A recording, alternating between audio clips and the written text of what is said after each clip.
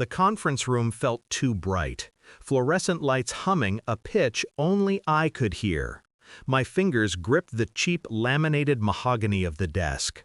My name was still on the wall plaque, Infrastructure and Security Officer. Empty titles, meaningless. Leo, the CEO's nephew, was leaning in, close enough that I could smell the expensive cologne masking a nervous sweat. He was holding a sheet of paper, pushing it across the glass. His eyes were wide with manufactured urgency.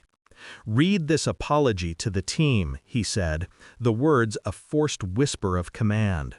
"It's about the system hiccup last night. Sign it now. It ends the discussion. Uncle just wants this done."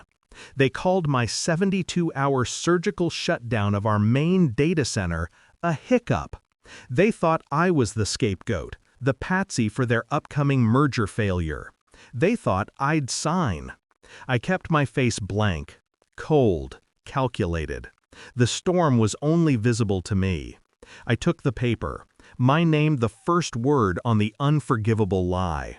I hadn't slept in 3 days, not since I saw the transfer log, the offshore account, the zero-day exploit sold to the competitor, the file access granted by my account credentials. They framed me perfectly. They thought I was too tired, too defeated to fight back.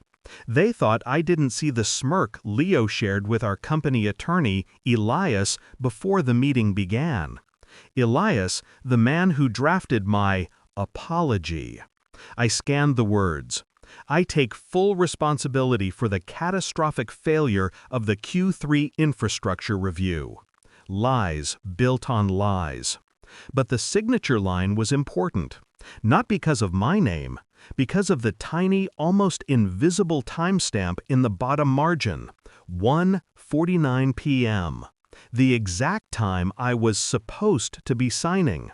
I raised my eyes, locking on to the webcam of my laptop. Leo was still talking about damage control, about my severance. I said nothing. I moved the laptop slowly, deliberately.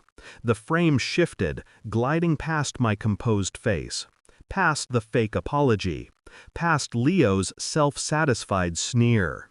Then, the camera paused. It was aimed directly at the thick, armored server room door behind me. Not the door itself, but the small brass plaque mounted above the handle. A plaque they never noticed.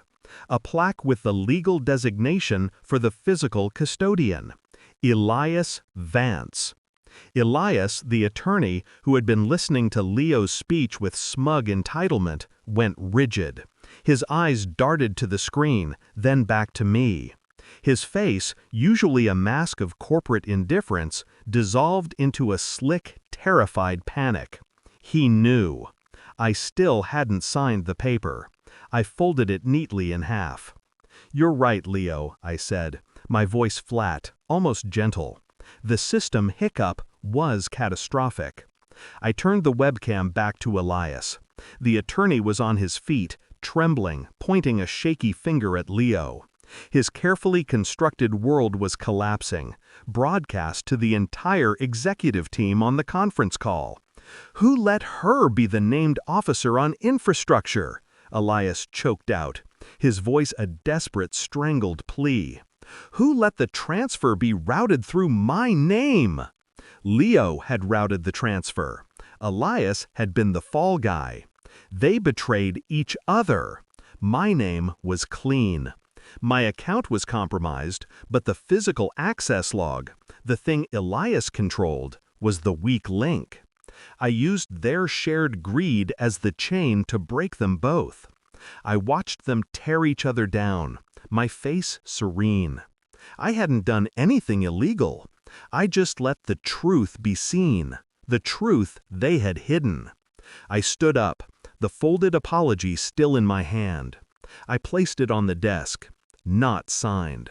The job was done. My reputation was ruined, but theirs was annihilated. I closed my laptop, a silent goodbye to the system I had protected, and the people I had despised. The anger was gone. Only a cold, crystalline clarity remained. They never saw me again.